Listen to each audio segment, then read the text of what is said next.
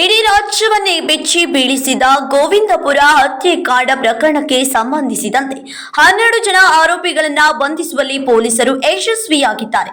ಇನ್ನು ಬಂಧಿತ ಆರೋಪಿಗಳನ್ನ ಮಹಾಸಿದ್ದ ಶ್ರೀಮಂತ ಬಿರಾದರ್, ಮಹೇಶ್ ಲಕ್ಷ್ಮಣ್ ಬಿರಾದರ್, ರಾಜಕುಮಾರ್ ಸಿದ್ದರಾಮ ಕೋಳಿ, ರಾಜು ಚಂದ್ರಕಾಂತ್ ಹೂಗಾರ್, ಯಲ್ಲಪ್ಪ ಮಹಾದೇವ್ ಅರಕೇರಿ, ಕಲ್ಲಣ್ಣಗೌಡ ಈಶ್ವರಗೌಡ ಪಾಟೀಲ್, ಲಾಯಪ್ಪ ಬಿರಾದರ್, ಸುಭಾಷ್ ಮಹಾಸಿದ್ದ ಬಿರಾದರ್, ಗಜಾನಂದ ಭೂತಾಳೆ ಬಿರಾದರ್, ಮಲಕಾರಿ ಹನುಮಂತ ಕೋಳಿ, ಸಂಜು ಮಹಾದೇವ್ ಅರಕೇರಿ ಅಂತ ಗುರುತಿಸಲಾಗಿದೆ.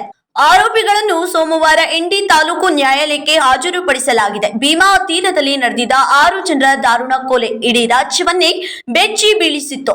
ಮನ ಬಂದಂತೆ ಥಳಿಸಿ ಅಮಾನವೀಯ ರೀತಿಯಲ್ಲಿ ಕೊಲೆಗೀಡಾಗಿ ರಕ್ತದ ಮೊಡವಿನಲ್ಲಿ ಬಿದ್ದಿದ್ದ ಮೃತ ದೇಹಗಳ ದೃಶ್ಯಾವಳಿಗಳು ಮನ ಕುಲುಕಿದ್ದವು. ಈ ಪ್ರಕರಣದ ತನಿಖೆ ಮುಂದುವರೆದಿದ್ದು, ಕೊಲೆಗೀಡಾಗಿರುವ 2 ಮೃತದೇಹಗಳಲ್ಲಿ ಗುಂಡುಗಳು ಪತ್ತೆಯಾಗಿವೆ ಎಂಬುದು ಮಾಹಿತಿ ಲಭ್ಯವಾಗಿದೆ.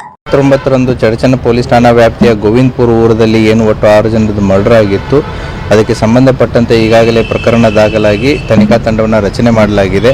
ಈ ಪ್ರಕರಣದಲ್ಲಿ ಈಗಾಗಲೇ 12 ಜನ ಆರೋಪಿತರನ್ನ ಅರೆಸ್ಟ್ ಮಾಡಲಾಗಿದೆ. ಅವರನ್ನು ಇವತ್ತು ಕೋರ್ಟಿಗೆ ಪ್ರೊಡ್ಯೂಸ್ ಮಾಡಿಬಿಟ್ಟು ಪೊಲೀಸ್ ಕಸ್ಟಡಿಗೆ ತಗೊಂಡು ಫರ್ದರ್ ಇಂಟ್ರಾಗೇಷನ್ ಅನ್ನು ಮಾಡ್ತಾ ಇದ್ದೀವಿ.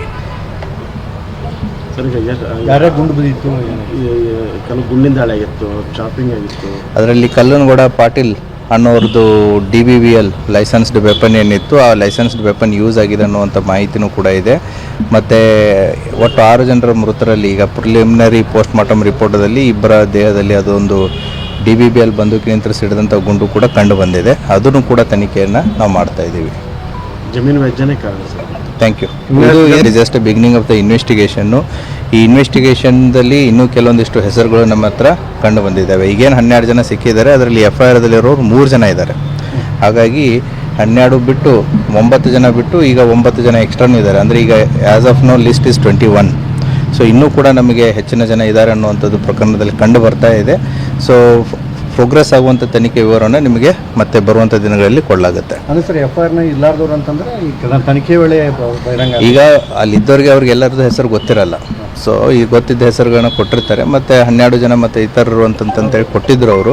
ಸೊ ಅವ್ರಿಗೆ ಎಷ್ಟು ಜನದ ಹೆಸರು ಗೊತ್ತಿದೆ ಅದು ಕೊಟ್ಟಿದ್ದಾರೆ. ಬಟ್ ನಾವು ತನಿಖೆಯನ್ನು ಮಾಡಿದಾಗ ಅದರಲ್ಲಿ ಇನ್ನೂ ಬೇರೆ ಜನನೂ ಕೂಡ ಇದ್ದಾರೆ ಅನ್ನೋದು ಮಾಹಿತಿ ಬಂದಿದೆ. ಎಲ್ಲರೂ ಕೂಡ ಈಗ ಅರೆಸ್ಟ್ ಆದವರು ಎಲ್ಲರೂ ಕೂಡ ಗೋವಿಂದಪುರದವರೇ ಇದ್ದಾರೆ.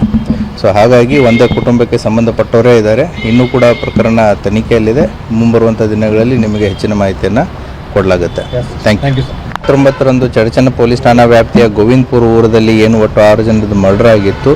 ಅದಕ್ಕೆ ಸಂಬಂಧಪಟ್ಟಂತೆ ಈಗಾಗಲೇ ಪ್ರಕರಣ ದಾಖಲಾಗಿ ತನಿಖಾ ತಂಡವನ್ನು ರಚನೆ ಮಾಡಲಾಗಿದೆ. ಈ ಪ್ರಕರಣದಲ್ಲಿ ಈಗಾಗಲೇ 12 ಜನ ಆರೋಪಿತರನ್ನ ಅರೆಸ್ಟ್ ಮಾಡಲಾಗಿದೆ. ಅವರನ್ನು ಇವತ್ತು ಕೋರ್ಟಿಗೆ ಪ್ರೊಡ್ಯೂಸ್ ಮಾಡಿಬಿಟ್ಟು ಪೊಲೀಸ್ ಕಸ್ಟಡಿಗೆ ತಗೊಂಡು ಫರ್ದರ್ ಇಂಟ್ರಾಗೇಷನ್ ಅನ್ನು ಮಾಡ್ತಾ ಇದ್ದೀವಿ.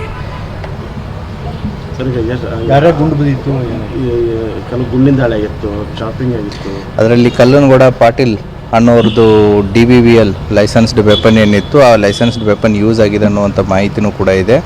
ಮತ್ತು ಒಟ್ಟು 6 ಜನರ ಮೃತರಲ್ಲಿ ಈಗ ಪ್ರಿಲಿಮಿನರಿ ಪೋಸ್ಟ್ ಮಾರ್ಟಮ್ ರಿಪೋರ್ಟದಲ್ಲಿ 2 ದೇಹದಲ್ಲಿ ಅದೊಂದು DBVL ಬಂದೂಕಿನಿಂದ ಸಿಡಿದಂಥ ಗುಂಡು ಕೂಡ ಕಂಡು ಬಂದಿದೆ. ಅದನ್ನು ಕೂಡ ತನಿಖೆಯನ್ನು ನಾವು ಮಾಡ್ತಾ ಇದ್ದೀವಿ. ಜಮೀನು ವ್ಯಾಜ್ಯನೇ ಕಾರಣ ಸರ್. Thank you. ಇದು just beginning of the investigation. ಈ ಇನ್ವೆಸ್ಟಿಗೇಷನ್ದಲ್ಲಿ ಇನ್ನೂ ಕೆಲವೊಂದಿಷ್ಟು ಹೆಸರುಗಳು ನಮ್ಮ ಹತ್ರ ಕಂಡು ಬಂದಿದ್ದಾವೆ. ಈಗೇನು 12 ಜನ ಸಿಕ್ಕಿದ್ದಾರೆ, ಅದರಲ್ಲಿ FIRದಲ್ಲಿರೋರು 3 ಜನ ಇದ್ದಾರೆ. ಹಾಗಾಗಿ 12 ಬಿಟ್ಟು 9 ಜನ ಬಿಟ್ಟು ಈಗ 9 ಜನ ಎಕ್ಸ್ಟ್ರಾನು ಇದ್ದಾರೆ. ಅಂದರೆ ಈಗ as of no list is 21.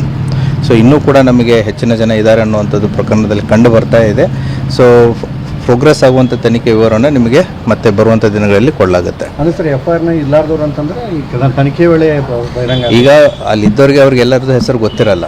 So ಈಗ ಗೊತ್ತಿದ್ದ ಹೆಸರುಗಳನ್ನ ಕೊಟ್ಟಿರ್ತಾರೆ. ಮತ್ತು 12 ಜನ ಮತ್ತು ಇತರರು ಅಂತಂತೇಳಿ ಕೊಟ್ಟಿದ್ದರು ಅವರು. ಸೊ ಅವ್ರಿಗೆ ಎಷ್ಟು ಜನದ ಹೆಸರು ಗೊತ್ತಿದೆ ಅದು ಕೊಟ್ಟಿದ್ದಾರೆ. ಬಟ್ ನಾವು ತನಿಖೆಯನ್ನು ಮಾಡಿದಾಗ ಅದರಲ್ಲಿ ಇನ್ನೂ ಬೇರೆ ಜನನೂ ಕೂಡ ಇದ್ದಾರೆ ಅನ್ನೋದು ಮಾಹಿತಿ ಬಂದಿದೆ. ಎಲ್ಲರೂ ಕೂಡ ಈಗ ಅರೆಸ್ಟ್ ಆದವರು ಎಲ್ಲರೂ ಕೂಡ ಗೋವಿಂದಪುರದವರೇ ಇದ್ದಾರೆ. ಸೊ ಹಾಗಾಗಿ ಒಂದೇ ಕುಟುಂಬಕ್ಕೆ ಸಂಬಂಧಪಟ್ಟವರೇ ಇದ್ದಾರೆ. ಇನ್ನೂ ಕೂಡ ಪ್ರಕರಣ ತನಿಖೆಯಲ್ಲಿದೆ. ಮುಂಬರುವಂಥ ದಿನಗಳಲ್ಲಿ ನಿಮಗೆ ಹೆಚ್ಚಿನ ಮಾಹಿತಿಯನ್ನು ಕೊಡಲಾಗುತ್ತೆ.